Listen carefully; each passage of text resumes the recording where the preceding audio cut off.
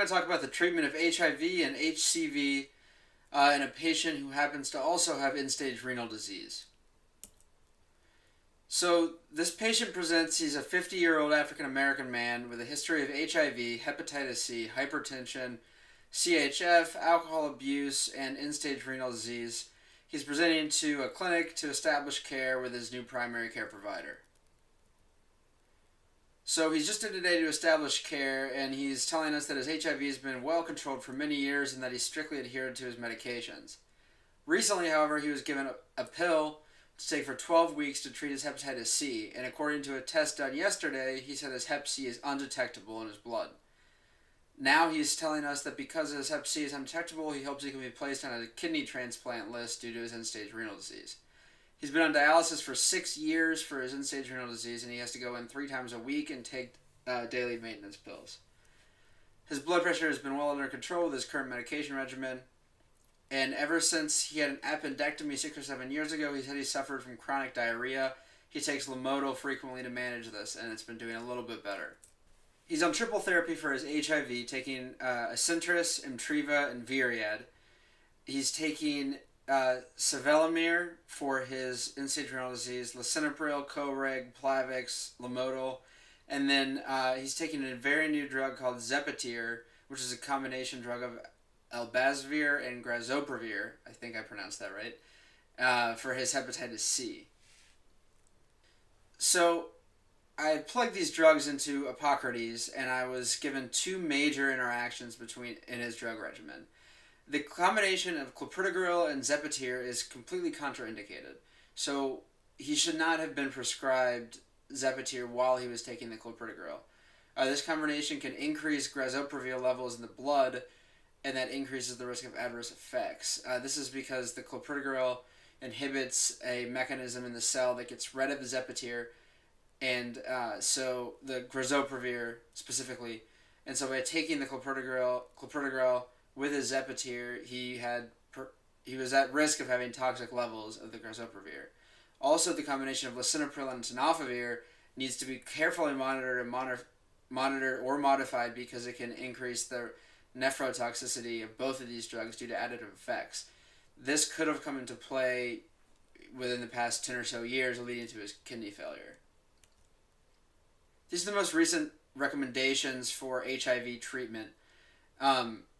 They want you to be on 2 NRTIs and an integrase strand transfer inhibitor, which is what our patient was on. So his HIV treatment recommendations, the treatment recommendations meet the care that he was getting, which is good. So yeah, this is just saying more clearly, the initial recommendation consists of an integrase strand inhibitor and 2 NRTIs, which is what our patient was on. So now I'm going to dive into a little bit of more specific information on all these drugs. The point of this lecture is that the treatment for HIV and Hep C in particular is very complicated, very quickly changing, and needs to be carefully monitored to prevent adverse outcomes. So the first drug that I'm going to talk about, imtricabine, or a brand name Imtriva, it's an analog of lamivudine, which is a different HIV drug, so you should never be giving them both because they're the same thing. It's a NRTI, cytidine analog. It's eliminated via the kidney via active tubular secretion, and there's an oral solution available that can be given to patients in renal or hepatic failure, which may have been something useful for our patient, which he was not given. This also is work to treat hepatitis B concomitantly. So if you have a patient who is on this drug for HIV, you switch him off of it, but he's also got hepatitis B, you can expect a major hepatitis B flare, which can be very dangerous. And also this drug is important in that it's with combination with tenofovir is used for pre-exposure prophylaxis in men who have sex with men. So this is also associated with a specific mutation that emerges rapidly if the treatment isn't taking care of the HIV entirely.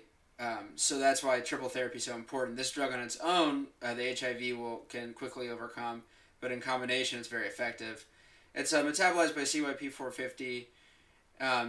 The dose is 200 milligrams every day, or 240 milligrams solution every day, and the cost of the drug is listed there. Cost I like to bring up in this lecture because you can see how prohibitive it can be for some patients that don't have access to any kind of insurance or Medicaid, anything like that for some reason.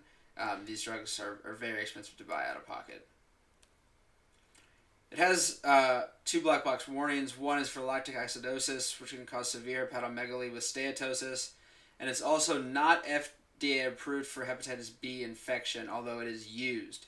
So care and safety need to be used when using this drug with hepatitis B and in HIV Hep B co-infection. Here's a list of adverse effects. Normally you get common ones like headache, diarrhea, nausea. A more unique one is skin hyperpigmentations in the palms and soles, which you can also get depression and strange dreams.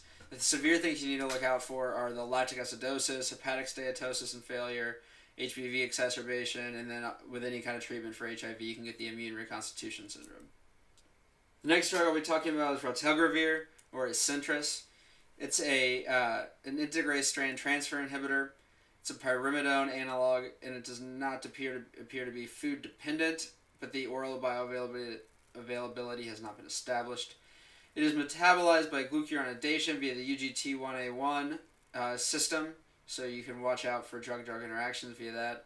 Also, it binds to polyvalent cation, so you need to tell your patients not to take this drug within 4 hours of taking an antacid, like a Tums. And, might be relevant is that it contains phenylalanine, so if you have a patient with PKU, you can't give them this drug. And also, like the other drug we just talked about, resistance is uncommon, but it occurs with only a single point mutation, and so giving this drug by itself is not a good idea.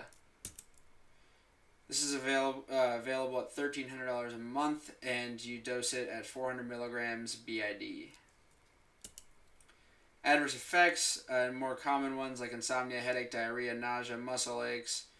Rhabdomyolysis is a more intense one you might want to look out for. And increased pancreatic amylase, so if you see that in a patient on this drug, you'll know what it is. Tenofovir, or Viriad, is the NRTI, the second NRTI our patient was on. This is also approved for the treatment of hepatitis B. It is an important thing for this drug is that it's absorbed much better if you eat it with a high-fat meal, so you should tell your patients to take it 30 minutes after eating a fatty meal. It's got a long half-life, and so you only have to dose it once a day. Limited by the kidneys, and is also associated with resistance. So once again, it needs to be given in a triple therapy situation, not just on its own. And then another kind of, maybe a little bit less important, but still useful to know, is that it's formulated with lactose. So if you have a patient who's lactose intolerant and you treat them with this, they can expect to get some, typical lactose intolerant symptoms like diarrhea. Tenofovir is dosed at 300 milligrams once a day. It needs to be adjusted for renal function, and it costs $985 a month. This also has 2 black box warnings, one for lactic acidosis and severe hepatomegaly with steatosis, and secondly for an HBV exacerbation, like I was talking about before. If you're on this drug for HIV, but you also have hepatitis B, you come off the drug, you're going to have a hepatitis B flare. Adverse effects include nausea, diarrhea, vomiting, flatulence, headache, and the 2 most important ones, I believe, coming out of this are the renal insufficiency and the osteomalacia. So we think that in our patient, the tenofovir in combination with the lisinopril might have led to his end-stage renal disease. Also something you have to look out for, especially in your female patients, is the osteomalacia. This can lead to pathologic fractures, and you need to treat that patient for osteoporosis. More severe, rarer adverse effects are acute renal failure, Fanconi syndrome, lactic acidosis, HBV, fractures, and pancreatitis. So some common drug-drug interactions for tenofovir are the fact that it competes with drugs that are being secreted by the kidneys, like cidofovir, acyclovir, ganciclovir, which are all also antivirals. So you'll see, similar patient populations that'll be on these drugs, and thus you can get higher blood levels of these drugs when they're combined. So you need to look out for that and adjust the doses accordingly. So this is the new exciting drug for hepatitis C. It's called Zepatier. The combinations of drugs and therapies for hepatitis C in the past were very long term, very difficult on the patient. A lot of it was treating with interferon, which made these people feel like they had the flu for months and months. But just in January of this year, this combination drug of elbasovir and grazoprevir called Zepatier was approved and has been used since then. It's used specifically for certain genotypes, genotype 1 and 4, and it hasn't been tried on anything else. It's demonstrated really great efficacy against these specific genotypes and with the specific doses that you need. For example, it goes from 12 to 16 weeks, sometimes plus or minus other drugs like ribavirin, depending on what genotype you have of hepatitis C. So these are some important drug-drug interactions with Zepatier, HIV medications, immunosuppressants, St. John's wort. So there's a few that are important to look out for if you're going to dose this drug with somebody. The most common adverse reactions were fatigue, headache, nausea, but you can see here on the bottom of the slide that those were pretty rare in themselves and also, pretty minor. However, we have to keep in mind this drug just came out, so a lot of this stage 4 trial information won't be back for a couple years. So if you have a patient that's on this drug and they have some sort of rare, unexplainable, disease process occur after starting the drug, keep that in mind, and that's something you need to look out for. So overall, this drug has been really well tolerated, very safe so far, with few major dangerous drug interactions, and it's especially used for hepatitis C patients with advanced kidney disease, like our patient we were talking about. As far as cost goes, all hepatitis C drug regimens are extremely expensive. This one would cost you $54,600. However, this article points out that this is significantly lower than any other therapy for hepatitis C. And also the company and some federally funded programs will help pay for it. Yeah, so here's a little bit of information about how Merck will help pay for the drug if you can't afford it. So if you have a patient that needs to be on this and has no insurance, this would be a way to direct them. So looking at the drug specifically now, elbasovir, it's eliminated fecally, half-life 24 hours, and its mechanism of action is that it inhibits the non-structural protein 5A and it limits viral replication, and it's a CYP450 substrate. Grazoprevir, the other part of the combination drug, it'll bind to the active site of the hepatitis C protease, and also has a long half-life, making it convenient to dose, and is also a CYP450 substrate. So now overall I'm going to talk a little bit about end-stage renal disease and HIV, because obviously having kidney disease complicates the therapy for HIV. Most of these HIV drugs are secreted by the kidney, and thus it makes treating diseases like HIV and hepatitis C trickier business. So originally when patients had end-stage renal disease and AIDS, they died very quickly, about 1 to 3 months after starting hemodialysis, but now patients are living for years with both these conditions. Like you saw our patient earlier has been on dialysis for 6 years, has had HIV that whole time, and has been not having a lot of problems. So you've been seeing a huge increase in these kind of patients. So the question our patient had is, can our patient receive a kidney transplant? He is now hepatitis C clear, and he wants a new kidney so he can get off of dialysis. So this is a very tricky question. It used to be completely contraindicated to get a transplant if you had HIV, but now that CD4 counts and the HIV levels are remaining stable, it's something that's being done more and more. There are actually a lot of studies going on right now to figure out if this is something that no longer is a contraindication. And a significant story that came out earlier this year also was that an HIV positive patient donated their organ to another HIV positive patient, and that worked out well. So you might be seeing, people who used to be barred from donating organs started to do that, and seeing more transplants going to HIV patients. Overall, we think that our patient should have been taken off the clopidogrel because of its contraindication with Zepatier.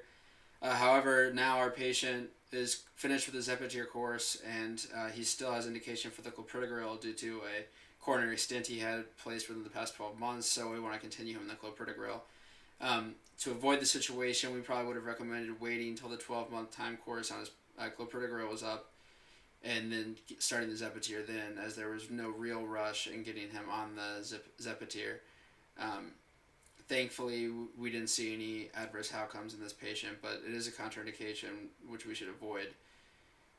The combination of lisinopril and tenofovir likely contributed to this patient's early on-stage renal disease. We know that this combination is bad for your kidneys. It's been proven to have additive effects, and if there was a way to avoid this, we might have gone a different way with treating his blood pressure or treating his HIV. We need to be very careful with prescribing CYP450 inhibitors to this patient due to the fact that a lot of his drugs are metabolized by the CYP450 enzymes. Also, we need to counsel him about certain drugs, like St. John's wort and those kind of over-the-counter drugs that can affect the CYP450 system. Also, there's very limited data right now on the Zepatier, so this patient should be closely monitored for adverse unforeseen outcomes. We have no idea the kind of rare, 1 in 100,000, 1 in a million things that can happen with the Zepatier, so we need to look out for that in any patient we prescribe it to until more data is collected over the next few years. And lastly, a quick little note that I wanted to throw in was that these HIV Hep C drugs and dialysis are extremely expensive, so we need to make sure that patients that don't have insurance are able to get this care, and that if we can prevent end-stage renal disease from occurring in the first place, by watching out for combinations like lisinopril and tenofovir and other ones that are hard on the kidney, and also by preventing HIV infections by counseling about safe sex practices and other ways to avoid contracting these deadly viruses, we can really lower healthcare costs in a massive way.